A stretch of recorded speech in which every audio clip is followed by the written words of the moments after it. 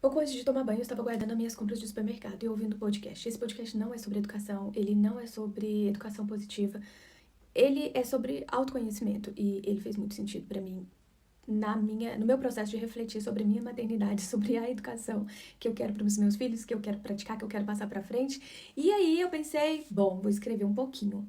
Só que eu não queria guardar só pra mim. E aí eu queria compartilhar com você. Então calma aí que eu vou ler. Bom, peguei meu caderninho, vamos lá que eu vou ler pra vocês. E não sei se vai fazer sentido, eu espero que faça. A maternidade ideal é se perder e construir outros lugares de aceitação, de reflexão e de acolhimento. Muitas vezes, as pessoas que seguimos e que defendem a educação respeitosa e consciente nos inspiram, e elas são importantes, porque elas nos ajudam a incluir novas práticas e conceitos em nossa jornada. Mas em certos momentos, aquilo que admiramos pode não funcionar na nossa realidade. Já ouviu o ditado? Dar um passo maior que as pernas? Pois é, eu já dei esse passo várias vezes. E como que é verdade? Tentando encaixar na minha maternidade o ideal que admirava em outras pessoas, sem considerar os limites da minha própria realidade. E isso me fez cair várias vezes. Todas as vezes que caí, eu tenho certeza que essas quedas refletiram nos meus filhos. Hoje eu sei, porque muitas vezes eu ficava envolvida em estudar e consumir conteúdos e criava um barulho interno, constante, sem dar espaço para as coisas se acalmarem, para as coisas se decantarem. Isso me levava a pensar que eu era uma pessoa fracassada, que tinha erros demais, que não queria melhorar na prática da minha maternidade. Mas com o tempo eu fui percebendo que a educação positiva, ela não significava ser uma mãe perfeita, que eu podia acolher a mãe que eu era e a minha forma de educar nesse processo. Eu compreendi que minha forma de maternar pode ser respeitosa, afetuosa e positiva, mesmo que não se pareça com o que eu idealizei ou com o que eu vejo em outras mães. Quando eu falo essas outras, mas estou falando dessas mães que eu tanto admiro, que praticam essa educação, mas que muitas vezes está no meu inconsciente que essa pessoa, ela é perfeita em tudo que ela faz. E, na verdade, isso se trata de uma transposição direta que eu estou fazendo daquela realidade que não é a mesma da minha. Que as dores daquela pessoa não é a mesma que a minha. E que a forma que ela educa a criança dela e os desafios nunca vão ser iguais aos meus. Então, que eu precisava acreditar na minha maternidade. Espera aí que eu vou continuar.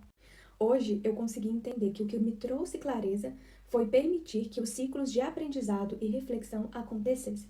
Eu precisava me afastar e muitas vezes eu silenciei e deixei o conhecimento decantar, mesmo que de forma inconsciente. Era como trocar a água, absorver o que fazia sentido, deixar sedimentar e depois adicionar novos elementos aos poucos, às vezes com um balde mesmo.